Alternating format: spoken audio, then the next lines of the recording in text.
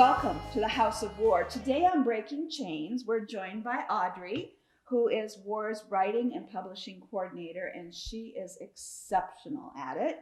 And by Beth, who works with the product department and is a precious mommy and a buddy of mine.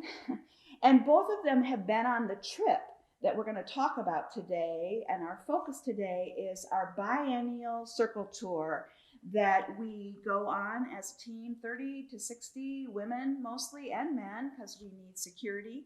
So we go to a different safe house every morning and enter into their worship time and just observe. And then we bring partners from 6 or 7 countries around the war world. I can't take 30 to 60 people to 6 different countries, but I can bring our partners there. And then they have a time where we can pamper them and they can get training, and they present their programs in the evenings. And then a highlight that we'll probably talk about is the banquet. We hold a banquet for 200 to 300, 250 rescued women and pamper them. And all the people on the trip are the hostesses for that. And of course, we go on outreach one night where we learn what it's like to identify women in their place of captivity and how we work with them and identify those that need rescuing. There's a little bit of downtime where you can, spend it on your Facebook, or you can go shopping or whatever. And so it's just a time for us to see the world of war in a microcosm of 11 or 12 days. And so today that's our focus, Circle Tour. Girls, what was your favorite thing about Circle Tour? I had a lot of favorite things. I loved the whole beauty, the beautiful people, their beautiful country. But I loved, my favorite part, I think, was the banquet. Just spoiling these girls, giving them gifts. Like, some of them had never had a doll, and we'd given them these cute little doll. We give them goodie bags full of treasures, and some of them had never had a doll in their life, and they're adult women, and it was nice just to see them enjoy things we've always taken for granted. We played silly games. The year you went was the Bride of Christ theme, Yes. And we had a 6-tier wedding cake and ice sculptures, and we played stupid games like the toilet paper. Dress up a girl in design a wedding dress out of toilet paper, for just laughing with these girls. We couldn't speak 2 words of the same language as them, but it didn't matter. We just had fun, and it was just nice to pamper them and just treat them like the little brides they are. So yeah, that was, I think, my favorite part, was spending a lot of time with them, just the whole evening, and laughing and pampering them. Every year after the banquet, as they're leaving, they say to me, "Don't forget us. You won't forget to come back." Yeah. What was your favorite part, Audrey? So I think I have to say the banquet was one of my favorites as well. I'm just seeing the delight on their faces as they came in, and how they had dressed up and just put on their best outfits, and just so much anticipation and excitement. And I remember the year I went, we had this piñata full of treasures. Yes. And how they were beating on the piñata to make it break, and finally when it did break, all these party favors and treasures just kind of broke out over the room. And just they were scrambling trying to collect all these treasures. And I remember the young woman I was sitting next to, she was very shy and just almost frozen, and just kind of observing everyone else participating around her. And I remember that I went and grabbed some treasures for her and brought them back to her, and her whole face just lit up. And that was just such a gift and a privilege to be able to do that. And it felt in some small way I was fighting on her behalf. Cool. Yeah, I know this last circle tour, a woman who's been every time for however many years we've been doing this, for the first time joined in the Thai dance. And all the women at her table started crying because they said she's never happy. She never has a smile on her face. And that night she didn't stop smiling, and they were all crying because they knew her and they knew her story. What do you think you learned on this trip? Maybe what God taught you, or just something new? I feel like I've been taught about God's redemption my whole life, but to be able to really see it, just to sit down and listen to these girls' stories, what they've been brought through, and they're praising God. It really just opened my eyes to He'll meet you anywhere and take your story, no matter how tragic or how simple, and how He can use it for His glory. So God's redemption was huge. And I think just seeing these women, what they've been through, and how they've been transformed, and they're just praising God, was awesome. One of my favorite memories at one of our safe houses was we sang "God is so good," and one verse they sang was "He set me free." I'm sorry. Seeing these girls who were slaves singing "He set me free, He's so good to me," in their beautiful voices, singing in Thai and English, it was a picture of heaven.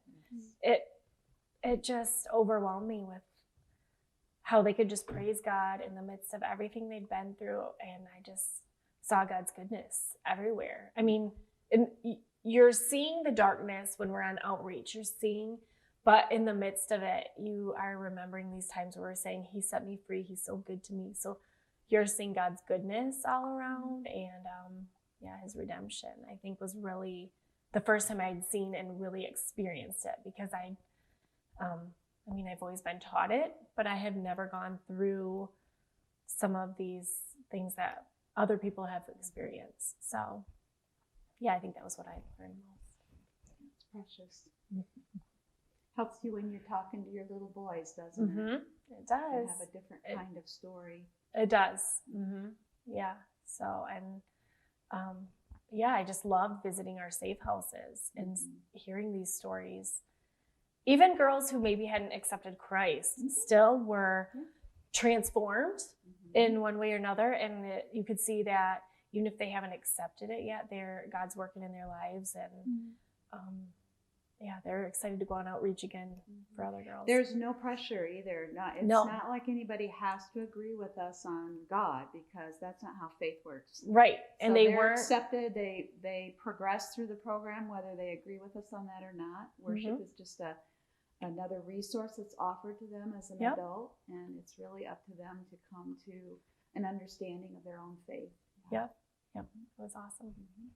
How about you, Aud? I think God, He just taught me so much about His love on my trip in Thailand. And not only did He just reveal the tenderness of His love for me, but just seeing how His love had transformed the lives of these women. And just, they just radiated. They radiated joy. They radiated just a warmth and knowing who they were in Christ and how He set them free.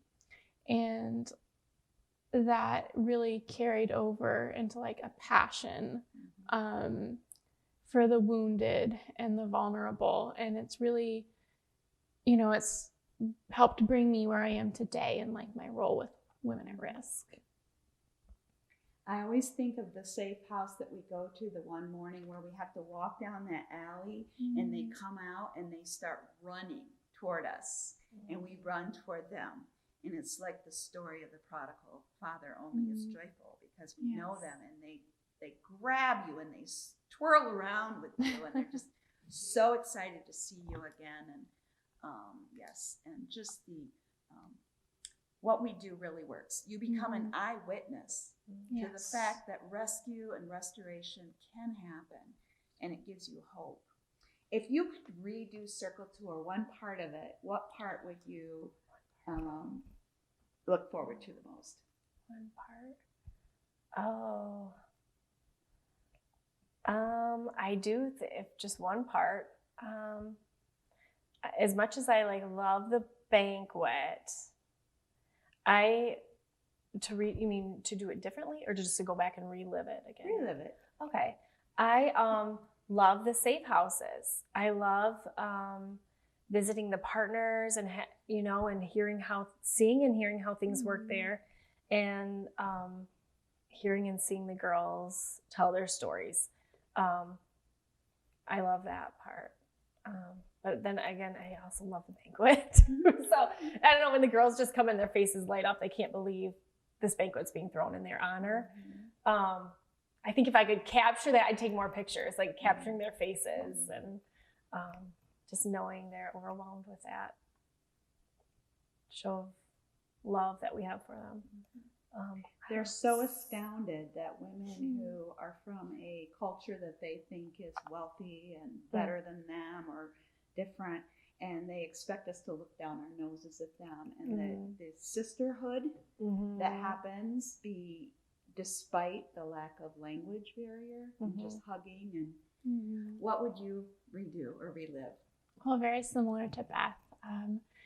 I would want to like spend just more time with like the safe house women and just wrapping arms of love around them. Like they just blessed my heart so much. And I know we went there to like bless them, but they really blessed me. And I think like worshiping together was just so beautiful, joining Thai and English, like Beth said, just really is a picture of heaven. Yeah, it's exciting to think of. And I think that's the energy that all the partners bring, because now we have Indian worship dance and Thai worship dance and Nepali worship dance, and you get this sense of what heaven would be like, right? Every tongue and tribe and nation and the diversity. And so like last year we had someone from Russia there and who lives in India, and we've had Cyprus there and Dominican Republic there, and it would just be so fun to me. My dream is to do a gala in Grand Rapids sometime when we pull in 4 or 5 of these national worship dance, like our ballet, but they're equivalent to worship, and it's just beautiful. So girls, what did fundraising for Circle Tour look like for you? Well, I was really daunted by fundraising, like that amount of money, and I wasn't sure how that was even possible. But I had a really close friend just share with me what her children had done and how they'd been able to go on mission trips just by writing a fundraising letter and sending it to friends and family. So that's what I did. And, I had no idea what to expect, but God just miraculously provided all the funds through that effort. And so they get a tax deduction, and so sometimes we have people who fund their own trip and donate to that and get a tax deduction. And then we always give a sample letter to people if they're not used to doing that. And the one thing I've learned is it usually takes about a year. If people wait till the last minute, that's not healthy. But it usually takes about a year for people to, do that fundraising. And I tell them, who would you send an invitation to if you were getting married? Yes. Or graduating from high school or college or whatever. That tends to be your list, right? Of who you would fundraise from. Yep. And God supplies. Yes. Yes. And so the funds cover everything. You don't have to bring any money unless you want to shop. But everything's covered: your food, your transportation, and in country and internationally. What about you? How did that work for you, the fundraising? I did the same thing. I wrote letters. Our church was generous and gave some money as well, which was something they had done, like giving the support to missionaries, and this was considered, a mission trip. So our church had helped, but most of it was through letter writing, and it was neat. All my whole trip was then covered. So, This last year we had somebody make dinners and get, like frozen dinners, and she paid for her whole trip that way. So some really creative ideas that people have used where they do fundraisers or something. but not impossible. Just Right. takes time, and it's a really good opportunity to see and learn how to trust God. Mm-hmm. Truly. All right. Well, I love the fact that we get to see the women make their product and see them in their place of work and see how the job skills really work and how they're rescued from a job they hate and put in a situation where they're making beautiful things. And we have product here that is all pearls, and all our pearls are real. And I love the fact that we work with real pearls, because I tell the women, you're just like the pearl. Yes. And when you know, we all know the story of the pearl. That little, shell is living in the bottom of the ocean, minding its own business, and along comes an unfair attack. And you can wrap it in layers of beauty, and that creates a pearl of great price, or you can fight it and be a mutant. And our women are beautiful pearls, and they wrap it in layers and layers of beauty and dignity and elegance. And so it's fun to teach them that, when life attacks you, and they know it better than we do, you have two choices. You can fight it, or you can create a thing of great beauty. And so we have some fun jewelry here that is from Thailand, and it's all pearls. And I probably should have worn this one right here because it's black pearls. So pretty. And this string here, this silver thread, is all hand knotted. You don't know that when you look at this, but this is incredible amount of labor here, and real pearls. And when you buy our product, you get these little mini brochures, and what I love about it is the story of the pearl is right in there. And it talks about how even in our preventative programs, in our safe houses, but also in our programs where a woman is at risk, and we step into her life and give her a skill so she doesn't end up at our safe houses. And so a lot of these pieces are from those stories. This one here is the classic, these are all matched and knotted pearls. And this is the set that we had valued way back in the day, and it was valued at $1,000. It sells for $78, but so this is just, that classic pearl necklace. And then the floaters, love those. And this is sterling silver. And these beads are what they call Baroque. So they're not perfectly round. That's what makes these more valuable. But I kind of like the crunky pearls, I call it. And then, something fun like this, where it's just a tiny little sort of a dove gray seed pearl, and it's got the brass and the metal mixed in. It's a little bit more maybe boho or something. And just so many different pieces and fun pieces, your classic pearl studs. And I love all of these pieces. Which one's your favorite, Beth? I love this one with the silver ribbon and the little tiny pearls and little crystals. Just because I think I feel like you could dress it up or down. It'd be fun with wearing it with a fun dress in the spring or summer, or I think it'd even be cute with just a plain t-shirt and jeans. And so I love the pieces that you can dress up and down, but I like longer necklaces on myself. I always love the classic pearls too, because they're just classic. They're always, that's I think my favorite.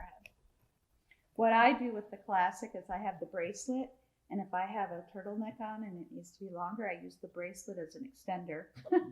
Oh, yeah. That's a great idea. Because you don't even notice it then, and it just extends it. What about you? What's your favorite one? Well, I think I'd have to say the pearl stud earrings. Okay. I wear those a lot. I'm wearing them right now. And again, they're one of those pieces that you can dress up or down. It's very classy. Do you know how to tell if a pearl is real or not? I don't. Well, I will show you. It's disgusting, but if you bite it like that, and it's gritty, that means it's real. If you bite it and it's slippery, that means it's plastic. I see. So I used to nibble on my daughter's ear to check out if her ear hurts. She's like, Mom, cut it out. But seriously, if you nibble on the earring and you just kind of rub your teeth on it, if it's gritty, that means it's a real pearl. Yeah, nice to know. In the ocean like that, with layers and layers. Well, thank you for joining us today on Breaking Chains. Hit that like button and subscribe on YouTube. Share and comment that you shared the video below on Facebook to be entered into this week's giveaway. And it is a pearl pendant and a sterling silver chain. And so it's our classic pearl. It's in the shape of a teardrop to represent the tears of our women that turn from sorrow to joy. And you girls both spoke about that. So this is our giveaway this week, a pearl pendant and sterling silver chain that it can hang on. And so we are just excited to let you know that every other year, so our next circle tour is in 2022, if COVID doesn't mess that up. So from our house to yours, from the house of war to you, this means war.